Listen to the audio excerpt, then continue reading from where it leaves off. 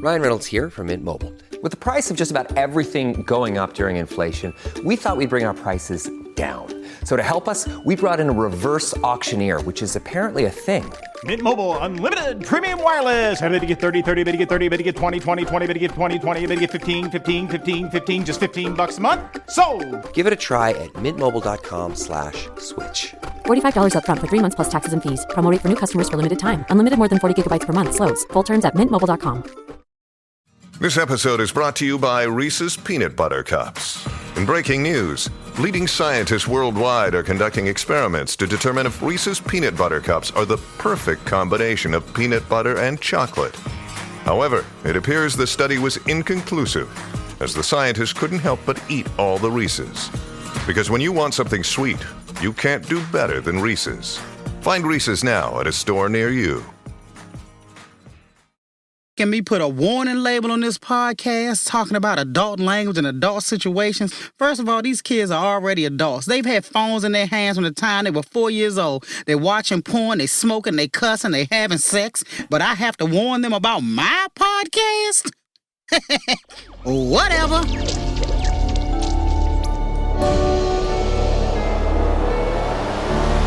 ElectraCast. To poke through and you're like, I'll try a bite of that, but I'm not a big meat eater, so I would move the food around because I felt guilty putting it back outside and like not eating enough of it. I felt like somebody was gonna be like, how dare you take our food for granted?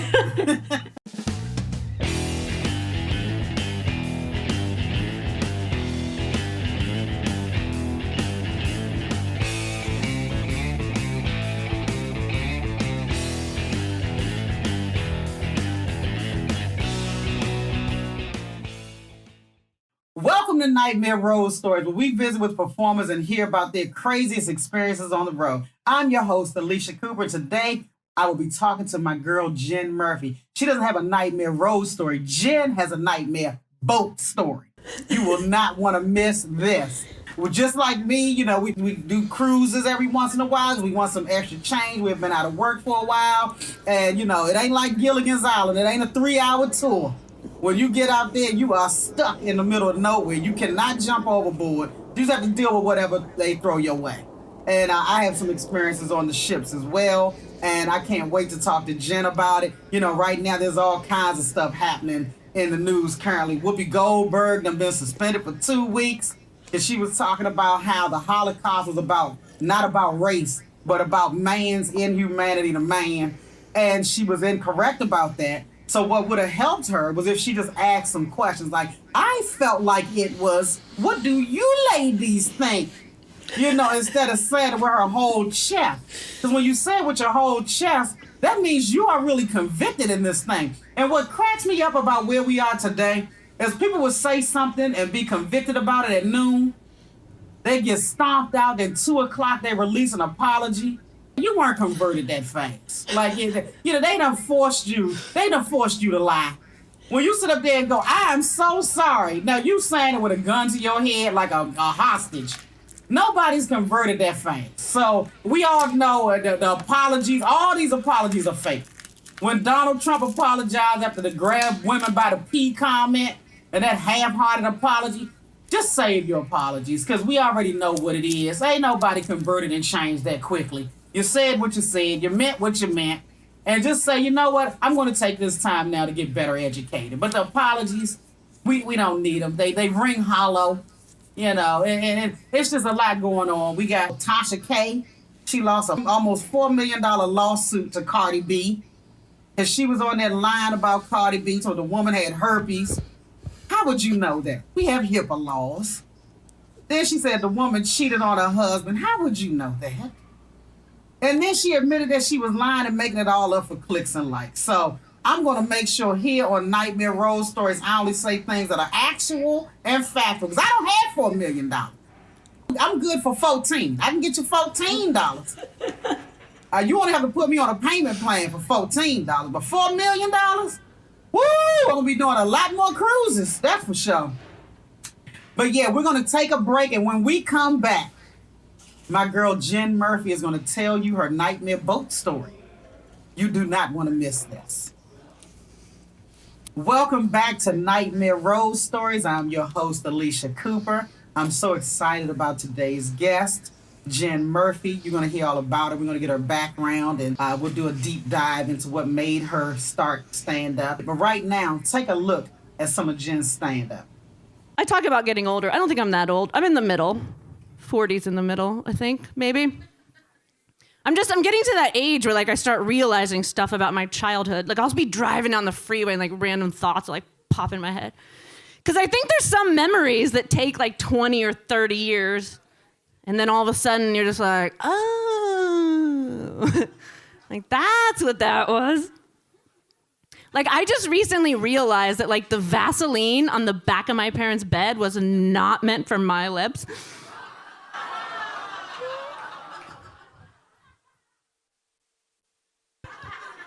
If you're disgusted, that is the proper reaction. I used to go in there like every day before school and just be like, oh, I'm just gonna gloss it up. And then one day I was just like, why is there a hair in my Vaseline? We're back with Nightmare Rose Stories. I just want to jump right into this. Jen, thank you for being here today. Thank you, thank you, thank you. I think you are hilarious. Oh, thank you. That's so sweet of you. I was so excited when you asked me to do this. Absolutely, because you have 2 comedy albums on iTunes right now, right? I do. Yes, I do. And what are the titles? Size Does Matter was the first one, and Orally Challenged is the second one. Wow. I like the innuendo and the double entendre in both of those. I just want to say I don't really believe size matters. That's one of the... I hate that stereotype. I don't know. It's not really a stereotype about white women unless y'all in porn. But it's the stereotype about black women that we want these 19-inch salons that go from our coochie to the top of our brains. And I'm like, who started this mess? Don't nobody want all that. We want to go home at the end of the night, too. And stop perpetuating this myth that black women need all this cock. We don't need all this cock. We're good. We're good. We want a sausage every now and then. Y'all got other groups of men afraid to approach us, Asians shaking, white men scared. We don't need all this schlong. Don't fall for it. It's meant to divide us. I know. The actual joke that I tell is saying that size doesn't matter. So I don't know that was the right title to give it. Unless you actually hear the joke, then you'll realize it's sarcasm. But otherwise, I like the way you did it. You Shanghai'd people over to the album. That's what we're supposed to do. Yeah, exactly. So how long have you been doing comedy? It's been about 14 years now, 15 years. Wow, and where did you start? Yeah. I first started in New York, but I only had a very brief time there, and then I had already kind of been on my way to LA when that happened. I think if I had known that I was going to do stand-up professionally, I might have stayed in New York longer. Mm-hmm. But I was already sort of on the way here, and once I got to LA, for some reason, I just dove head in like full-time with stand-up. Yeah, New York City is just a stand-up mecca. I know. I mean, there's no other place like that on earth to start to sharpen your stand-up skills. I actually moved to New York after 8 years of stand-up. I moved there because I said I wanted to do 1 year here. I knew I wasn't cut out for New York City living because I'm more of a suburban kind of person. I like to get in my car and only listen to what I want to hear. I don't want to necessarily listen to what homeless people want me to hear. Yeah. And I don't want to be on the subways all day and it's just people coughing on you. This was way before COVID. And then being black, you can't get a cab. I had to get white people to get my cab, and then they'd run off and the cab driver would be like, foiled again. So I did 1 year. I was always hot and sweaty. I never got anywhere fresh. But the good thing was that I was able to do like 5 shows a night. That was the beauty. I know. I had moved to New York when I was young because I wanted to do theater. I wanted to do live theater, like dramatic acting. And then I got into stand-up towards the end of my time there, but I don't think like I said, I just didn't realize that stand-up was going to be the thing, and I was already on the way to LA. So, it's one of those things you can't change. But so when did you realize that you had the bug and you were going to really pursue this full-time? I don't think it was until I was in LA and started doing some shows at the Improv. You know when you're new and you're going to open mics with the same people kind of on a consistent basis and you become part of that group? And then I think I knew.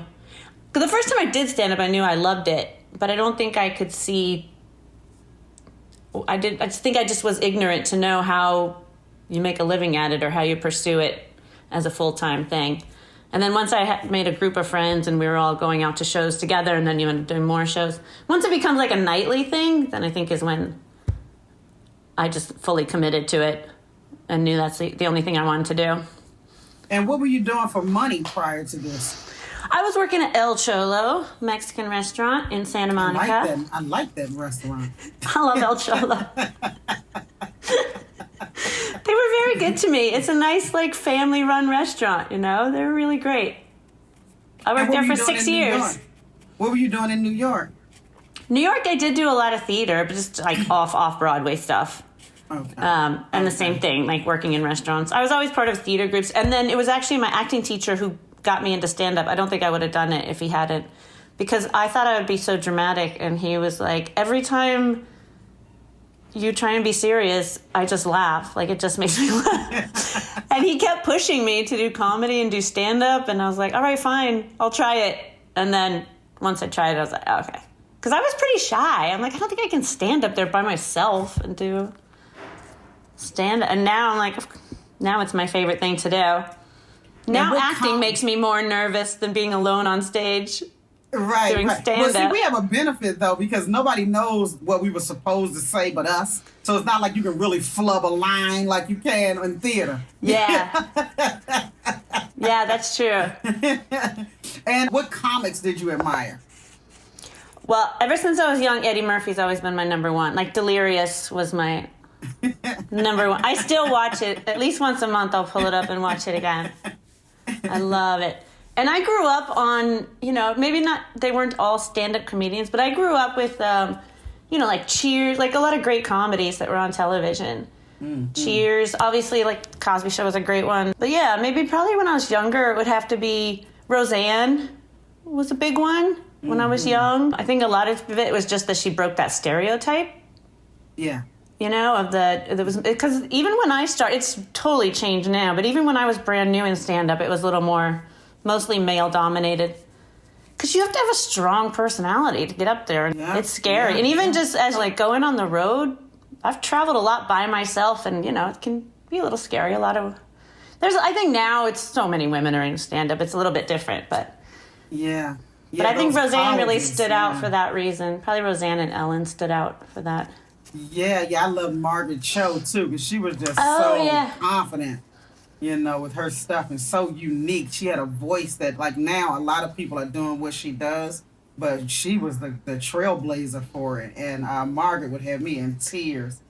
Yeah, she's great. So how did you get involved with the cruise ships?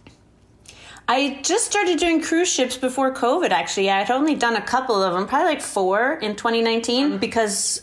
The people that book all the improvs and book a lot of comedy clubs are also booking some cruise ships. And since I had worked for them a lot in the comedy clubs, they were having a showcase to do Norwegian Cruise Line. So I showcased for them and started working it in 2019. And then I had like my whole calendar booked up for 2020. But then obviously, you know, we all know what happened then. So I was really pretty new to the cruise ship business before COVID hit. And so how did you stay afloat during the 2020 COVID disaster? Were you doing Zoom shows like the rest of us? I did do Zoom shows, and I'll tell you what. I didn't mind it. I fought it for the first couple months. I was like, I'm not doing this. I don't want to do it. And then once I did it, it wasn't as bad as I thought, only because I set up my desk as like, it had its benefits because one, I could write out my set list and sort of put it behind my computer and like see all my notes, which you can't really do live on stage. And I would have like a cocktail on one side of me and like candy and snacks on the other. So I just made the best of it. But I collected unemployment, which I had never done in my life. So that saved me. I'm sure it saved most people. Oh, it's definitely saved me. I was like, I'm riding with Biden. But, Oh yeah, I would have been living. I would have been living with my parents again if there was no unemployment. I don't know how I would have survived. Oh at my all. goodness. And I hated the Zoom shows. It was the very first one I did because everybody was so new to this thing. They left the audio off for everybody watching. So I'm telling jokes with no laughter. And I was like, I was like, oh, I will never do this again. This is horrible. You can't get your timing together. You don't know what's going on. And everybody's muted. And then after that, they realized, no, don't mute the audience. And then I said, okay, just like you did, I had my set list beside me. Yeah. And I didn't have mine behind. I'm looking right at it, just reading off of it. So I got to try all new stuff. And I never had any bottoms on. So, I was Winnie the Pooh in it. It was just amazing. I was just at home, I was like, I don't think I'm ever going to leave the house again. So. I know. After a while, it did get pretty comfortable. Yeah. The thing that was funniest to me though with the Zoom show was that when I was on, my whole face was the computer. So I'm basically staring at myself, like just performing to myself. I'm like holding this is up a weird. mirror. Yeah, all of a sudden I find myself making weird facial expressions that I would never make in a real life show. But yeah, it was okay. I want to find out about your nightmare boat story. And we don't even have to mention the cruise line because that's not germane to the story. But we do want to mention that when you get caught on a cruise ship and you don't want to test positive on a cruise ship because you don't even know what's about to happen to you, what the protocols are. You feel like you're trapped and you can't get out. All those vulnerabilities and you just realize your life is not your own. Yeah. Yeah. It's like celebrity jail is what I told somebody. Yes. So you get to the cruise ship and then what happens? So this was my first cruise that I was going to work since the pandemic. And it was also my very first time working for this specific cruise line. So everything was new. So I was a little bit nervous because, when you work with somebody new, you're like, you got to make a first impression and everything. And I knew COVID was an issue, obviously. So I tested myself 3 times in 5 days leading up to it. And it was all negative. And then when I got to the cruise ship, they tested me before I board, and it was negative. And then literally that first night, I woke up at like 2 a.m., just really sick. But I was like, there's no way it could be COVID because I've tested 4 times now. So then in the morning, I was supposed to do 2 shows that night, but I could barely talk. So I was like, I'm just going to go ask for some cough drops or Advil. And when I went down to the medical area, I hadn't spoken to anyone, so I didn't realize how bad my voice was. But as soon as I asked for Advil, it was like, there was hardly any sound coming out. And this nurse was like, sit down. You're staying here. And I'm like, no. I'm negative. Like, I tested yesterday. I just need some cough drops. She's like, no, sit down. And then they tested me again. It was positive. And the doctor was just like, go pack your bags. I'm like, is it just for a few days? Like, what's happening? He's like, no, you're done for the whole cruise. I was like, I didn't even perform yet. And this was supposed to be, since I had never worked for them, they were like, okay, we're not sure if you're funny, so this will be like your trial. Like, I'm on probation to work for them. So I was like, now they never even saw me perform. So they sent me down. Well, so I went back to my room and I packed my bags, and then I waited like 2 hours, and somebody came and knocked on my door, and it was a nurse that was just fully covered in it was almost like a hazmat suit. And behind her was like 2 guys with one of them holding, it's like a little container, and then there's like a long metal pole, almost like what you would see somebody spraying weeds with a chemical. Or like if you have like rodents and they're, they're spraying this disinfectant all outside my room. And then I walk out and it's just all around. I mean, it's like clouds of like disinfectant. The nurse that was there to pick me up, she was like coughing. She's like, I'm choking, stop. It was just clouds that I had to walk through. It's like you were in the movie Silkwood. Yeah, it was like I was patient 0. They're just spraying all around me. And then I'm walking through this cloud, and then I get right down the hall in the elevator. There's 4 security guards that are like holding the area off to make sure we're in the crew area. So it's not like passengers are going to come by, but to make sure no crew, anyone that works on the ship isn't going to get within any, feet of me because I'm so tainted. And and then they hit the elevator, and I get in, and the security guard puts in a key and hits a floor, which then I'm like, if you have to put in a key, that means this is a floor where not regular people can go to, you know what I mean? So then I was like, oh God, I started panicking. And then when we got in, I noticed it was like the very bottom floor that he had hit. And then I get in with the nurse, and we just start going down, and I was like, oh no, this is not good. So I was down all the way at the bottom of the ship. And then the nurse let me into my room, and I just looked at her. I like had this look of panic in my face. She's like, you can't leave. And then she goes, but the food is really good. I was like, we'll see about that. And then they shut the door. And like a little while after she left, I was sitting there, and I realized, like, I didn't even have a key to the room because you can't leave. So they give you no way to get back in. Because I think that way, if somebody decides, I'm sure there's got to be some people who are like, I'm going to sneak out for a cigarette or something. And then you're just stuck out there in the hallway like, That's a good point. What do the cigarette smokers do?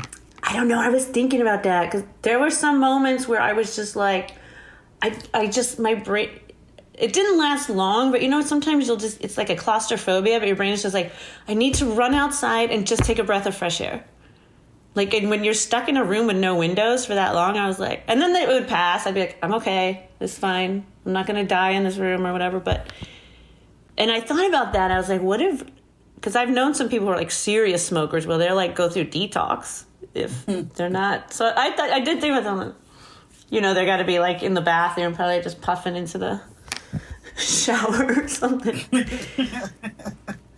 But it is weird. Like that first day, I was just like, it's just that feeling of like, I can't believe it's going to be 8 days and I can't even just take a breath of air or something, or even see the outside through a window or anything. It was a little bit scary at first. But, luckily... And to know you have that many days, that would have just freaked me out. They could at least come and get you guys and take you on a walk across the top deck or something and then put you back downstairs. That's what I thought, because cruise ships, like, because we're on the bottom, there's no passengers down there. If we could have just gone out, just right out to the side of the ship where the deck is, and there's nobody there, but I guess that would have been a big hassle for them to try and shuffle us all out. It was like, hey, we're all sick, so can't we all just travel together? One area of the boat. And at this point, how were you feeling health-wise? I was legitimately sick. It wasn't... It felt like just really, really tired, which I'm actually grateful for because I did sleep a lot. And I think in the first 4 days that I was down there, I think that helped so much because I probably would have gotten really depressed or something otherwise. Like I probably slept like 15 hours a day. So I am kind of grateful that I really had it because I know some people get sent down there and they're not sick or they have no symptoms. And then you're just stuck, in your right mind, just wide awake. So I was sick and it never got really bad. It was mostly like fever sweats. Just waking up in the middle of the night, just like drenched in my own sweat. But then if I tried to take off a cover, then I was like shivering cold. So when the nurse said to you the food is good, did you find that to be true? If you like a lot of tough steak, I guess. I'm not a big meat eater. They pretty much like 3 times a day they left a big tray of food outside my door. A guy would come by and just bang on the door. He'd be like, breakfast, lunch, And then there would just be this big tray that looked like somebody kind of took what was left over from a buffet. It was always very random arrays of food. It'd be like a pile of mashed potatoes and like 3 chicken wings and then a piece of lasagna. And for some reason, almost every meal had a piece of fish laid across the top, like this fish fillet just across. So it's one of those things where you kind of poke through and you're like, I'll try a bite of that, but I'm not a big meat eater, so I would move the food around because I felt guilty putting it back outside and like not eating enough of it. I felt like somebody was gonna be like, how dare you take our food for granted? So I'd kind of like shove it around like a little kid that's trying to make his mom think that he ate all his vegetables or something, you know? Well, did you ever see any other, like when you went to open the door to get your food, did you ever make eye contact or see any other quarantine people? No, just one time I heard some noise. I spent some time looking out the peephole because I'd be like, because I didn't see another human for so many days. But no, I didn't. I tried not to because there was this weird feeling of like shame whenever I would open the door to get my food. I don't know what it is. There's this weird feeling when your food is being left on the floor. And obviously I'm not going to be all dressed up or do my hair because I'm stuck in quarantine. Like having to open the door and bend down and pick up like this tray of food, it did feel like kind of shameful in a way. I don't know why. Or embarrassing. And also the tray was covered underneath the food, the tray, they put this cover on it, this red plastic, almost like a garbage bag, but it says like hazardous material. So that way, when I put the tray back outside, whoever's picking it up knows, like, this is hazardous. A sick person touched this tray, so be careful. Which I would think they know that anyway, because they're in the quarantine area. But I don't know what it was, yeah. But, they do say, they give you a list of instructions, and it also does say, like, you're not to come in contact with any other human. And they say after you hear your food dropped off, the guy bangs on the door, they say wait a few minutes to make sure he's gone so I don't contaminate him, So sometimes I would just I'd hear him knock and then I'd just sit by the door and wait. I would hear his footsteps going down the hallway. And I'd wait and then I'd open my door. Well, now your fish is cold, so I would try to wait till I heard him knock. Ah! You got it now! Well, it's so funny because the first couple... that's hilarious. I should have. I would have scared the heck out of him. But there was... By day five, I actually did open the door when there wasn't any food, just in the middle of the day. I was like, I just gotta look out. So I did open the door and put my foot... And I felt like I was being so, rebellious. But I held the door and put my foot into the hallway and just looked all the way down the hallway who's down? There's nobody out there. But that was the most rebellious thing I did. Stick my head into the hallway. Yeah, you got some air. At least you got some different air. Those types of things just feel like a necessity. Oh my goodness. I can't believe. So while you were there, did they COVID test you at all again? No, they didn't.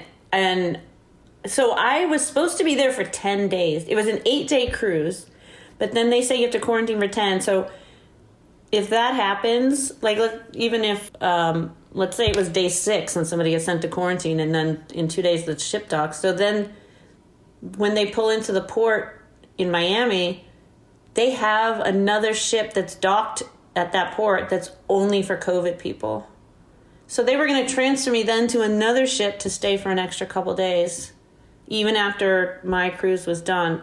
And then luckily, 2 days before we docked is when the CDC put out that statement that said you only have to do 5 days instead of 10.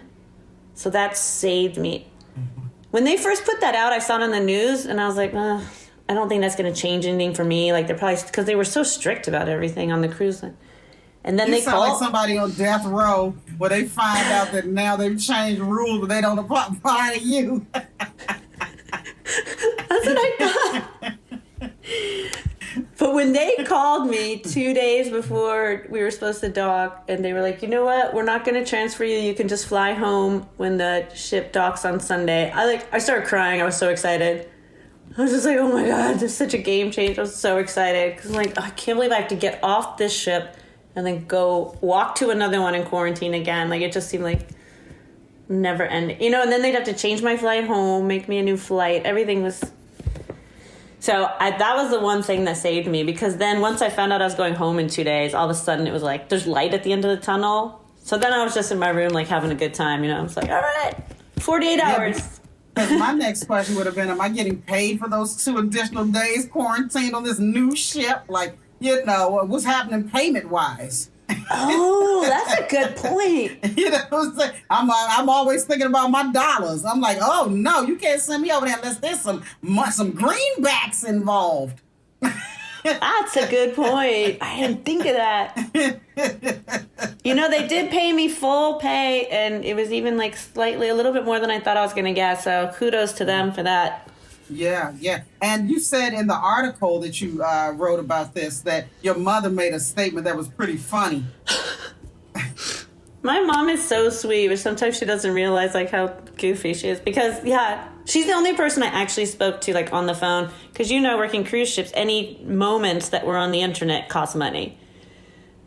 So I didn't. Some people were like, oh, did you call and FaceTime a lot of family to pass the time? I'm like, no, I didn't talk to anyone. I talked to my mom. I was like, it was way too much money. But I did talk to her in like probably the second or third day I was in quarantine, when I was still pretty sick and like it was kind of depressing. And I'm talking to her and she's like, where is your boat docking today? And I said, oh, Antigua. She's like, oh, I'm looking it up on the internet right now. Oh, the weather is beautiful. It's 70 degrees. I was like, Mom, I can't go outside, right? She goes, well, I just thought you'd want to know that it's very nice where you are. It's like, thanks. But also, on the ship, every day, the cruise director, who's always, cruise director's the most excited person on the ship, because they're like the cheerleader. For anybody that hasn't been on cruise ships, they're the ones walking around the ship like, today we're going to have a great time, guys, So every day he would make announcements over the speaker, and I had that speaker in my room. So every day it's like, hey, it's your cruise director. Make sure and join us today for all these fun activities. And I'm just lying there. And then every day it was like, don't miss the stand-up comedy happening tonight. And I'm like, oh. Why do I still have to hear these things? And did you know the other comics that you would have been working with? I knew one of them.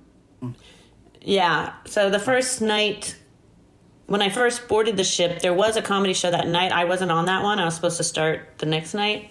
And so I did go by and check out the comedy club, which looked like a really fun place to perform. It looked like they had like 300 or 400 people in there. It was really crowded the first night. And I knew one of them. And we kind of kept in touch, messaging while I was on the ship, but I never saw him again. Wow, yeah. And when you talk about the first night and not having to work, I have a story about a cruise ship that I was on. It was only my second time doing it. And I was on a ship, and I liked that ship because the audience is really, really cool. And I was looking forward to it. When I got there, I found out that I knew one of the guys ahead of time that I was going to be working with. Then I got there and found out that another girl that I knew was on that week. This was actually New Year's Eve week. And then there was another guy out of Chicago that I had never met before. He was really cool. So we get there the first night that Monday. Like you said, have the COVID test. My test comes back negative. Then Monday night, we go, was it Monday night? I'm trying to think, was it Tuesday night? No, I think Monday night, no one had showed. Then Tuesday, the guys had shows. So I called my friend I said, you want to go down and watch the late show? And she's like, sure. And I said, okay, just meet me down there. Now, she had been calling me all during the day, but I had other things to do, and I didn't want to look like I was blowing her off, because that gets rude after, the third time. Yeah. So I called back and said, well, let's just meet downstairs. So we go downstairs, we're all masked. We go over to the bar, we get our drinks. We're socially distanced. We have to pull our masks down, of course, to drink through a straw. But we're trying to be careful. And we go over to the other two guys. They have their mask on. The one guy goes to do his show. She watches about 5 minutes of his show, and then she leaves. She said, I saw his earlier show. So she left. She said, I'm really tired. So she leaves. So I stay like maybe another 15 minutes and watch some more of his show. Then I go. The next day was Wednesday, we have the COVID test again because it's every other day. Yeah. Both of our tests, these are the antigen tests, which to me are like, that's a waste of a test. But, you know, if it's not the, what is it called? The C... Like PCR? PCR, yeah, that's the one that gives you the real results. So we both did the little antigen where they just rub it around your nose, and we leave, and both of us are told we're negative. So she goes, but I don't feel well. I know my body. I'm going back downstairs and asking for the other one.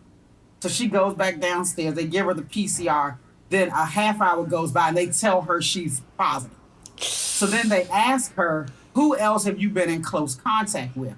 She told me that she wrote down all three of us comedians. They don't focus on the two guys. My phone rings. They tell me we're going to have to quarantine you for the rest of the cruise because you were listed as someone's close contact. That is awful. I said, what? I said, but I'm not negative. I'm not positive. I'm like, I'm just all types of things. I said, I have shows. And like, now if you told me you have to quarantine me because I'm positive, I get it. But you're telling me you're quarantining me and I'm negative. That's awful. So they never took me. I had a passenger cabin. They never took me from there. They were just like, they never took my room key. Oh, that's good. And they just said, you can't leave your room. My room didn't have a window. And I was like, I can't leave my room. You know, you start hyperventilating because like you said, the bed was decent, but I don't have a window. Yeah. So I'm like, oh, and the room starts closing in when you hear the words, you can't leave. Yeah, exactly. So I'm like, can somebody COVID test me again? So now the next day is Thursday. They COVID test me again. I'm negative. So these are 3 negative tests in a Monday, Tuesday, Wednesday, and like a 4-day span. I had 3 negative tests. So I'm like, I'm negative. Why do I have to stay in this room? I said, I'm not even going to get to do my show. I said, I'm stuck in here New Year's Eve. And so they're like, well, we can put you on a work quarantine that lets you leave the room, work, and go right back to your room. I was like, so wait a minute. I'm so toxic and so diseased that I have to sit in this room with a negative test, but I can go work. And why was it only you and not the men? I think it had to do with the fact that she said that she and I got a drink together. Oh, you know, I had heard stories. I had heard a few stories about that right before I boarded the ship. So when they asked me if I had contact with anyone, I just said no. Even though I did speak to the other comedian, we had a conversation. Yeah. But I just said no because I was like, I don't want him to get thrown under just in case that same.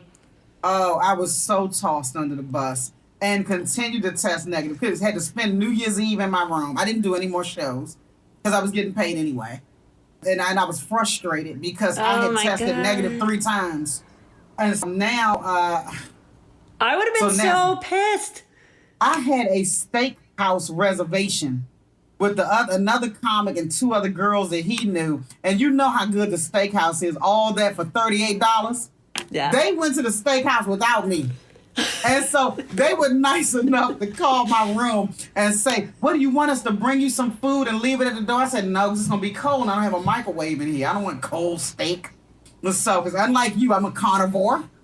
But I said, no, I don't. No, I was so frustrated. And then one of the comics going to call me the next day. I said, how was the steakhouse? It was good. I said, can't say it like that. So they're all living their best lives. I can hear everybody going back and forth from my door because it's just pandemonium. I can hear people living their lives. I can't go outside. I can't get a breath of fresh air. I'm just stuck in this room. I can't go to the steakhouse.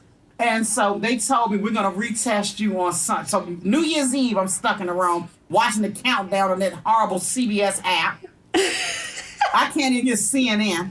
So, and then, oh my goodness, they had that Turner Classic Movies. And these are some of the worst movies. So bad. So now the next day is Sunday, and they're telling me if I test negative, I can leave the room. Now, we leave for good on Monday. Yeah, I was going to say, you must be almost done with the cruise by now. Almost done with the cruise. We leave for good on Monday. So I called them Sunday morning. I said, can somebody come and test me early so I can at least get out of here early? Oh, well, we're backed up. We have all these crew members. We have this, that, and that. We're not going to get to you till like 5 o'clock this evening. 5:30 comes, somebody knocks on my door. They test me. They call me back about 6:30, and they said you can leave the room. I've been negative this whole time. So Oh my God. I rush out of there. Do you know now I know what it feels like to be stuck in jail, wrongfully convicted and wrongly accused. You know, I'm going to join the Innocence Project because I almost died in 4 days. And these men are in here 20, 30, 40 years for crimes they didn't commit. And I wilted in 4 days. I had room service. I could call on that phone and get anything delivered to me all day long. So I'm getting steak, shrimp, you know. You can call them like, can somebody bring me hot chocolate? This is all day long. I didn't have the crew food because I was in a passenger cabin. Yeah, So you're lucky. I paid $4 a day for the social media app. So that allowed me to use WhatsApp. So I could talk to my friends all day and night for $4 a day. You know you use that. You just buy the $4 social media and use the WhatsApp, and you can call anybody you want to call for free. I didn't know that. Yeah, for $4 a day, you could have been talking to your mother all night and day. Then you can pay the $10 for 400 hours of internet or something. You know about that. Yeah. All that's through the Carnival app. So I would get on the internet. It was shoddy internet, but I could at least check my emails. And I could talk to anybody I wanted to talk to, and I could order whatever I wanted to order. And I still almost died in 4 days. So I can't imagine being a criminal, sharing a cell with somebody else. They pooping and peeing over top of your head. You know, they probably trying to rape you. You know, the food is awful, and they're in there for years and years and years. And every appeal takes years and years and years. And I barely made it 4 days. When that door opened up, I fell out the damn door. I was so happy to be out. I headed straight to the sushi restaurant and met the other comic. I was eating sushi within 10 minutes of opening that door. So I was like, I'm not built for certain things. That is hilarious. So I'm going to work for the Innocence Project. That is so funny. Oh my God. I mean, it's like awful and funny at the same time. It's hilarious. If you quit comedy and went to the Innocence Project full time, that would be. And then tell them why I'm here. I used to be a comic, but let me tell you what happened. Somebody wrote my name down on some stuff I had nothing to do with, and they threw me in a hole for 4 days. While you're ordering shrimp. While I'm ordering shrimp and lobster and sushi and pizza and so oh my goodness, I just couldn't. And they wouldn't clean my room. So because I tried to be slick, and I was like, can somebody come clean my room? Because if they came to clean my room, I was gonna make a mad dash for it. Girl, why they bring me a sack full of stuff and drop it in front of the door? It was like all my linens. They were like, clean it yourself. I was like, but I'm negative. It did not matter. I had to do all my own. I had to put all the sheets in a bag, all the towels and wash. I had to redo my room like I worked for the cruise line. I said, just when I thought it couldn't get any worse. Yeah, see, yours is way worse than mine because it's like I said, I was legitimately sick. But if that had happened to me, I would have gone crazy. Just being stuck in there and you're not even sick. I was like, y'all can stick me in here once I get a positive result. But to stick me in here with a negative result, it just didn't feel right. It felt like a violation. But yeah, good gracious alive, I never tested positive. But I went and did a different shift like 2 weeks after that, and I rounded all the comics up, and I said, if any of you test positive, don't write my name down for anything. You haven't seen me, you don't know me, we've never met. I said, do not write me down as a close contact. Don't write my name down. Please, don't. Yes, just don't, please. And I'm going to do that every shift from now on. Comics, come on, let me know. Don't, if you test positive, I am not a close contact. I don't know you. That is hilarious. Yeah, that's a conversation all the comics are going to have now every time we get on a ship. Even if it's like day 7 of the cruise ship. Nope, never talked to him, don't know him. Never met him. So what happened when you were being let out? So they said I can go back to my original flight, which was on day 8, and they didn't even test me. They just like sent me to the airport. It was very easy. It was a lot easier than I thought. I think they're just over it too. I think they're like, we're sick of all these COVID people, because they said they had like 60 that were going to have to be moved to that ship that's docked. Ooh. That's a lot. So I know you're like, sayonara, suckers. Because I was the only one getting off. They let me get off early, like before any of the passengers and stuff. And it was just me. There was nobody else leaving with me. So I think I was the only one. So it was very easy. As I got off, they had a ride for me to the airport. My own personal shuttle. It was very easy. A lot better than I thought it would be. And I was home in time for Sunday Night Football, so there you go. Oh, that's beautiful. When I finally got in there on Monday and I saw that and walked off that ship, I got down on my hands and knees and kissed the ground and caught COVID. Yeah.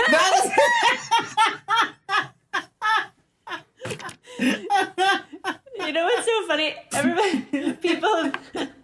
That's hilarious. People have been asking me, they're like, when you finally got off the ship, was it like very emotional? And I thought I might be. I thought I might get off and just be like, oh, I'm free. But I got off and I was like, well, that's over. And I think it's from being a comic for so long. And there's so many times when we end up somewhere on the road in just a really weird situation. And I think we developed that mindset where you're just like, all right, here we go again. Another weird situation. Like I got off and I was just like, oh, there you go. Another road story, except it's a boat story. Nightmare boat story with Jen Murphy. Well, Jen, I like to end each podcast with a little game called Would You Rather? Ooh. And I just ask you a couple would you rather questions, and you just tell me what you would rather do. Okay. You ready? Yes. Would you rather lose your keys or your cell phone? Oh, keys. For sure. God, cell phone. It's like a lifeline. Would you rather be stuck on an island alone or with someone who talks incessantly? Oh, alone, for sure. You learned that being quarantined for 8 days. I cannot handle people that are scared of silence. You know which people I'm talking about. I do know. You're like, it's okay to be quiet. Woo, you don't always have to be on. Woo. Would you rather be an Olympic gold medalist or a Nobel Peace Prize winner? Olympic gold medalist. Why do I feel guilty about saying that? Any particular sport? When I was young, I always wanted to be a gymnast. But now that I'm older, I would say track and field would be my choice. Would you rather win the lottery or live twice as long? Oh, God. Win the lottery. Would you Don't rather make me lose shallow? your vision? No, I would have said the same thing. Would you rather lose your vision or your hearing? Hearing, for sure. Would you rather go into the past and meet your ancestors or go into the future and meet your great-great-grandchildren? The future. Yes. And last question. Would you feel worse if no one showed up to your wedding or to your funeral? Oh, God. They're both so sad. Funeral. I'm already dead anyway. How sad would it be to have a wedding and nobody shows up? Oh, my God. Oh, and all that money spent. Oh, brutal. All that food just sitting there. Oh, that's why I never throw my own birthday party. You know, some people who plan their own birthday party, I'm like, I never do that because I'm like, how sad if nobody shows. Well, nowadays we're all doing birthday parties on Zoom. So it's real sad if people are too lazy to log in and sign on. You couldn't even sign on, your fuck face. That is really sad. Oh my God, you're hilarious. And so are you, Jim Murphy. And thank you so much for doing this episode of Nightmare Boat Stories. I really appreciate you taking time to talk to me and my listeners today, and continued success. And the next time you go back out on the boat, tell those comics, do not write your name down if they test positive. You are not a close contact. No, I am not. And now I feel safe for a couple months. I feel like I'll be okay. So they should be hiring me again right now. I'm safe. Yes, they will be. They owe you. They owe you some shows. Yes, they do. Thank you so much. This was so much fun. Thank you, Jen. Okay. Bye.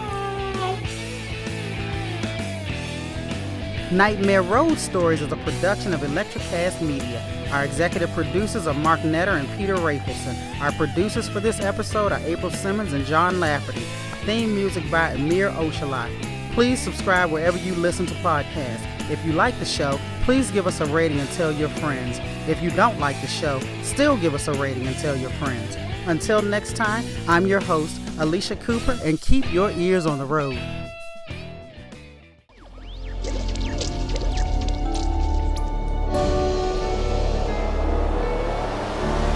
ElectraCast. Welcome to Transforming 45, the podcast that celebrates the incredible power of passionate voices. I'm your host, Lisa Boat. Join me in conversation with heart-led humans who share their deeply personal stories of transformation. Transforming 45 is here to uplift, connect, and remind you that it's never too late to write your next chapter. So get ready to be inspired, empowered, and transformed. Join me in this community where through powerful storytelling, we heal and reclaim our inherent magic.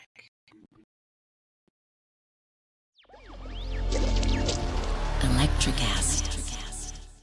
Hi, I'm Leslie Cadet, host of Her Extraordinary Life by Design podcast, where we celebrate women who are shaping their lives one extraordinary day at a time. I speak with women from all over the world about what they do and how they are passionately pursuing their dreams and creating meaningful impacts on their communities. So come join us and learn about all there is to learn about these extraordinary women.